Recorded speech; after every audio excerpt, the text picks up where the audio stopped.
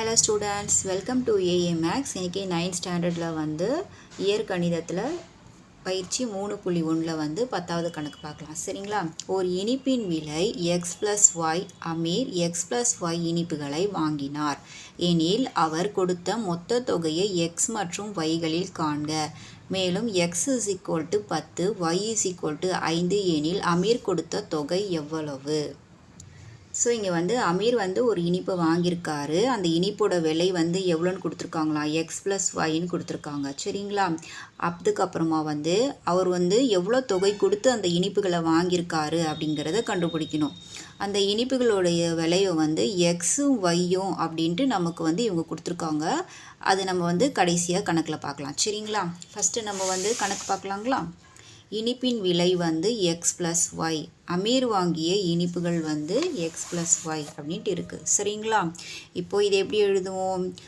இனிப்போட விலையும் அமீர் வாங்கிய இனிப்புகளையும் என்ன பண்ணுவோம், நம்ம முதல்ல வந்து பெருக்கிப்போம். சரிங்களா? இப்போ x + y அப்படின்ட்டு நம்ம என்ன பண்ணிப்போம், போட்டுப்போம். சரிங்களா?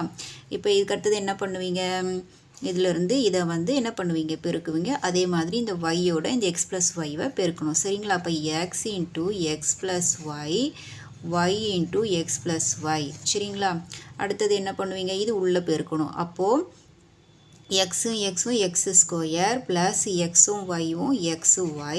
அதுக்கடுத்தது என்ன இருக்குது, yவும் xயும் பெருக்கணும், yயும் பெருக்கணும். அப்போது yx ப்ளஸ் இங்கே y². அவ்வளோதான்.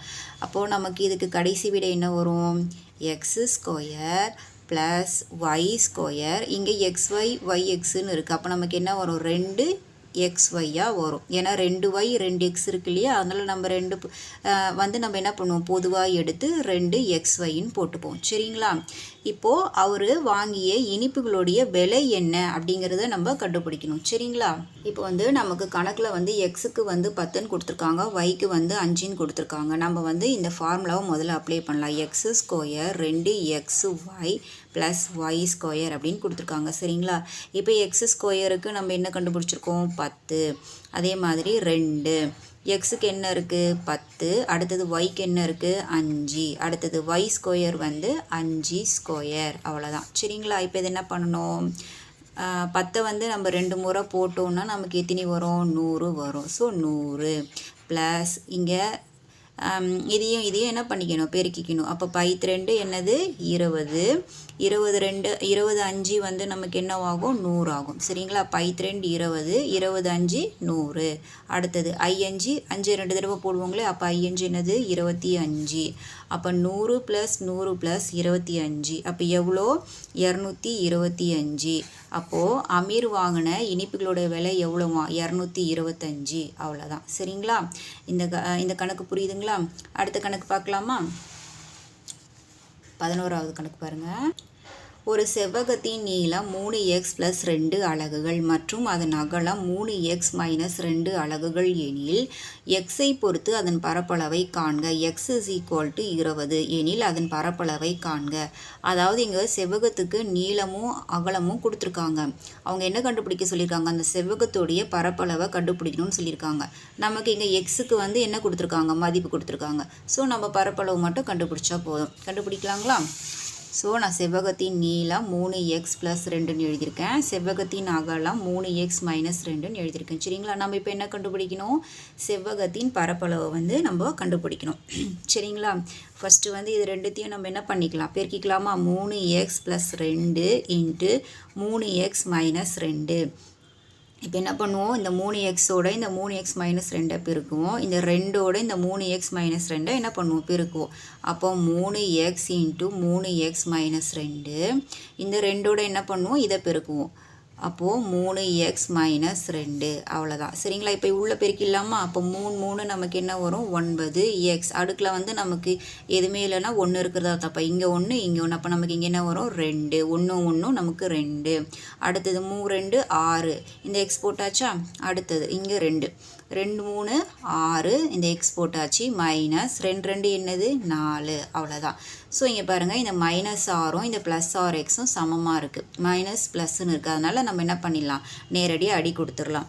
அப்போது நமக்கு கடைசி ஆன்சர் என்னவா வரும், 9x² - 4. இதுதான் என்னது நமக்கு செவ்வகத்தின் பரப்பளவு. சரிங்களா? இப்போது அடுத்தது என்ன சொல்லியிருக்காங்க நமக்கு? அடுத்தது வந்து நமக்கு எக்ஸுக்கு வந்து என்ன கொடுத்துருக்காங்க, மதிப்பு கொடுத்துருக்காங்களா? என்ன மதிப்பு கொடுத்துருக்காங்க? 20ன்னு கொடுத்துருக்காங்க. ஸோ நம்ம வந்து என்ன பண்ணுவோம், இந்த செவ்வகத்தின் பரப்பளவுக்கு நம்ம வந்து ஆன்சர் கண்டுபிடிச்சிருக்கோம் இல்லையா, 9x² - 4. அதில் இந்த எக்ஸை வந்து நம்ம மதிப்பிடுவோம். சரிங்களா? மதிப்பிட்டுலாமா? அப்போ செவ்வகத்தின் பரப்பளவு = 9x² - 4. அப்போ 9 போட்டுட்டோமா? இங்கே எக்ஸுக்கு இங்கே என்ன மதிப்பு கொடுத்துருக்காங்க? 20. அப்போது 20 the whole square - 4. சரிங்களா? இப்போ என்ன வரும்? 9. இந்த 20 வந்து நம்ம 2 தடவை பெருக்கணும் அப்படின்னா நமக்கு என்ன கிடைக்கும்? 20 × 20 2 0 2 2 4. அப்போ × 400 - 4. சரிங்களா? ஸோ இப்போ இதையும் பெருக்கிடலாமா? அப்போது 400 × 9 எவ்வளோ? 9 4 36. அப்போ இந்த 2 0 வந்துடுதுங்களா? அப்போ 3600 - 4. இப்போ இந்த 3600ஓட நம்ம என்ன பண்ணணும்? இந்த 4 கழிக்கணும். கழிச்சிடலாங்களா? 0லேருந்து 4 போகாது. அப்போ பக்கத்தில் கடன் வாங்குவோம். பக்கத்துலேயும் 0 இருக்குது. அப்போ திருப்பி இங்கே கடன் வாங்குவோம். அப்போ இங்கே 6ங்கிறது இங்கே என்னவாகும்? 5 ஆகும். இங்கே 10 இருந்தால் 1 போயிடுச்சுன்னா இங்கே 9 ஆகும். இங்கே 10. 10லேருந்து 4 போச்சுன்னா 6 9. இங்கே என்ன இருக்குது? 5. இங்கே 3. அப்போது நம்மளோட ஆன்சர் என்ன? 3596 சதுர அலகுகள். ஸோ இதுதான் வந்து என்னது? செவ்வகத்தின் பரப்பளவு. அவ்வளோதான். இதுதான் ஆன்சர். சரிங்களா? புரியுதுங்களா? ஸோ அடுத்த சம் பார்க்கலாமா? ஓகே, 12வது சம் பார்க்கலாம். P of x என்பது படி 1ஐ கொண்ட ஒரு பல்லுறுப்புக்கோவை மற்றும் Q of x என்பது படி 2ஐ கொண்ட ஒரு பல்லுறுப்புக்கோவை எனில் P of x × Q of x என்பது எவ்வகை பல்லுறுப்புக்கோவை அப்படின்னு கேட்டிருக்காங்க. அதாவது வந்து P of x வந்து படி என்ன கொடுத்துருக்காங்க? 1ன்னு கொடுத்துருக்காங்க. Q of x உடைய படி என்ன கொடுத்துருக்காங்க? 2ன்னு கொடுத்துருக்காங்க.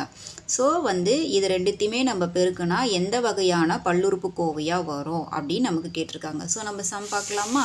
இங்கே பாருங்க, நான் படி P of x 1ன்னு போட்டிருக்கேன். ஸோ P of xன்னா x எத்தனை இருக்குது? 1 தான் இருக்குது. அப்போ நான் இங்கே 1 போட்டாச்சு. அடுத்தது படி Q of x வந்து நமக்கு என்ன கொடுத்துருக்காங்க? 2ன்னு கொடுத்துருக்காங்க. அப்போ நமக்கு எப்படி எழுதணும்? x². ஏன்னா இங்கே 2 கொடுக்கறதுனால நம்ம எக்ஸுக்கு மேலே என்ன போட்டிருக்கோம்? 2ன்னு போட்டிருக்கோம். ஸோ இப்போது இந்த P of xயும் Q of xயும் நம்ம பெருக்கிடலாமா? அப்போ P of x × Q of x = P of xக்கு என்ன இருக்குது? x⁻1. Q of xக்கு என்ன இருக்குது? x⁻2. அவ்வளோதான். இப்போ இந்த 2xையும் நம்ம பொதுவாக எடுத்துடுறோமா? மேலே என்ன இருக்குது? 1 + 2. அப்போ x⁻3. அப்போது நமக்கு இதனுடைய விடை என்னவா இருக்குமா? முப்படி பல்லுறுப்புக்கோவை அப்படின்னு இருக்குமா? என்னவா இருக்கும்? முப்படி பல்லுறுப்புக்கோவை அப்படின்னு நமக்கு இந்த கொஸ்டினோட ஆன்சராக இருக்கும். அவ்வளோதான். சரிங்களா? ஏன்னா இங்கே க்யூப்பில் வந்திருக்கிறதுனால நம்ம என்னென்னு எழுதணும்? முப்படி பல்லுறுப்புக்கோவைன்ட்டு எழுதணும். அவ்வளோதான். சரிங்களா? புரியுதுங்களா? ஸோ நான் இந்த சம்ஸோட இந்த வீடியோ முடிச்சுக்கிறேன். அடுத்தடுத்த சம்ஸ் பார்க்கணும் அப்படின்னா நம்மளோட ஏஏ மேக்ஸ் சேனலை சப்ஸ்கிரைப் பண்ணிக்கோங்க. தேங்க்யூ.